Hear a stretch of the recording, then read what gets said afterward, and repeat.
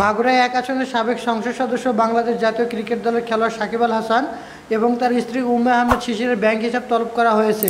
বুধবার 2 অক্টোবর বাংলাদেশ ব্যাংকের আর্থিক গোয়েন্দা সংস্থা বাংলাদেশ ফিনান্সিয়াল ইন্টেলিজেন্স ইউনিট দেশের ব্যাংক ও আর্থিক প্রতিষ্ঠানের কাছে এ সংক্রান্ত নির্দেশনা পাঠিয়ে তাদের ব্যাংক হিসাবের যাবতীয় তথ্য চেয়েছে। লেনদেন তলব করার এই নির্দেশের ক্ষেত্রে মানি লন্ডারিং প্রতিরোধ বিধিমালার সংশ্লিষ্ট ধারা প্রযোজ্য হবে বলে বিএফআইইউ এর চিঠিতে বলা হয়েছে। নির্দেশনায় আরও বলা হয়েছে, হিসাব তলব করা ব্যক্তিদের সংশ্লিষ্ট তথ্য বা দলিল যেমন হিসাব খোলার ফর্ম, কেওয়াইসি ও লেনদেনের বিবরণী চিঠি দেওয়ার তারিখ থেকে 5 কার্য দিবসের মধ্যে বিএফআইইউতে পাঠানোর জন্য ব্যাংকের আর্থিক প্রতিষ্ঠানগুলোকে বলা হয়েছে। রিফাতুল ইসলাম, স্কাই ভিউজ।